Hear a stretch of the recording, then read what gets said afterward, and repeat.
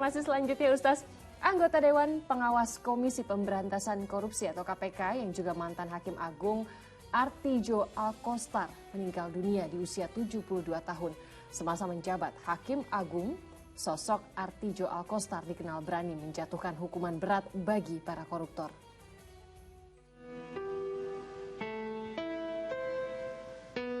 Dewan Pengawas KPK Artijo Alkostar yang juga mantan Hakim Agung tutup usia di kediamannya di sebuah apartemen di Jakarta pada hari Minggu.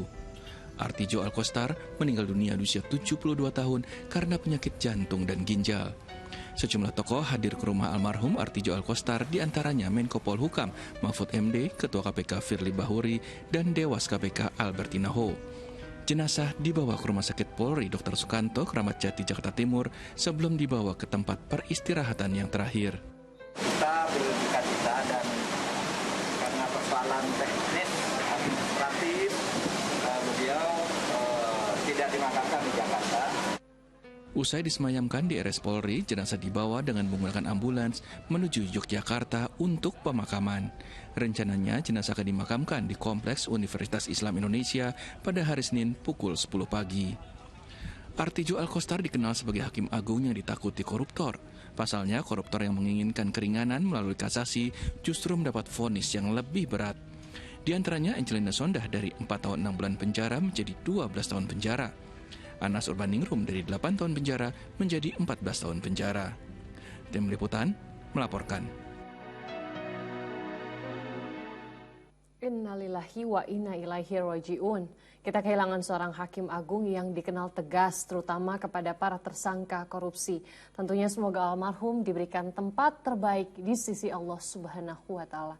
Ustaz, yang ingin saya tanyakan, seperti apakah sosok seorang hakim yang ideal dalam Islam? Bagaimana tanggung jawab seorang hakim?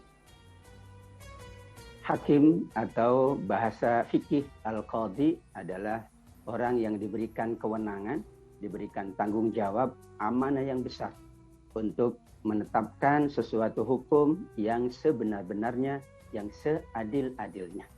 Karenanya Rasul Shallallahu Alaihi Wasallam mengingatkan kita semua kategori hakim. Ada 3 hakim kata Nabi Shallallahu Alaihi Wasallam, yang 2 berada di neraka, yang 1 berada di dalam surga. Kita berharap tentu hakim kita, mereka yang memutus perkara kita dengan seadil-adilnya, termasuk golongan yang ketiga. Amin ya rabbal alamin. Untuk itu para ulama menginginkan agar hakim ini yang pertama adalah berusaha untuk menghukum sesuai dengan hukum yang berlaku, sesuai dengan ketentuan, sesuai dengan undang-undang. Dan ia secara bijaksana pula memutuskan dengan keputusan yang paling bijaksana.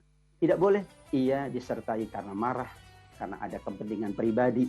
Bahkan Nabi SAW pernah menegur hakim yang memutuskan dalam keadaan emosi, dalam keadaan marah, karena yakin keputusan nanti keputusan yang tidak baik, keputusan yang tidak adil, keputusan yang tidak memberikan maslahat kepada sesamanya.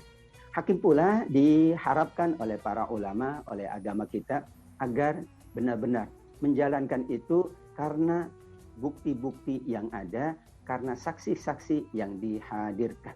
Dalam pemerintahan Ali bin Abi Thalib radhiyallahu anhu, sahabat mulia, Ali bin Abi Thalib pernah menyampaikan kepada para hakim bahwa sungguh kalian adalah hakim yang akan memutuskan dengan seadil-adilnya.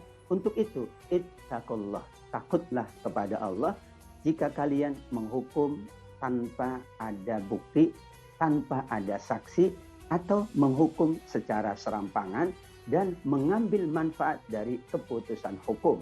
Allah pula melaknat seseorang yang menyuap atau yang disuap.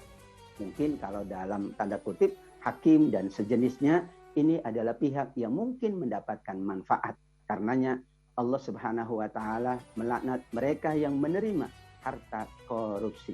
Kita tentu mendoakan almarhum, mudah-mudahan mendapatkan tempat yang mulia di sisi Allah Subhanahu wa Ta'ala karena jasanya, karena dedikasinya untuk kebaikan bersama bangsa yang kita cintai ini. Amin ya rabbal alamin. Amin amin amin ya rabbal alamin. Tentu doa kita bersama mengiringi para hakim yang saat ini bertugas agar selalu ingat kepada Allah Subhanahu wa taala sehingga dapat menjalankan tugas mereka dengan sebaik-baiknya dan tidak mudah tergoda sehingga malah mendapat laknatullah.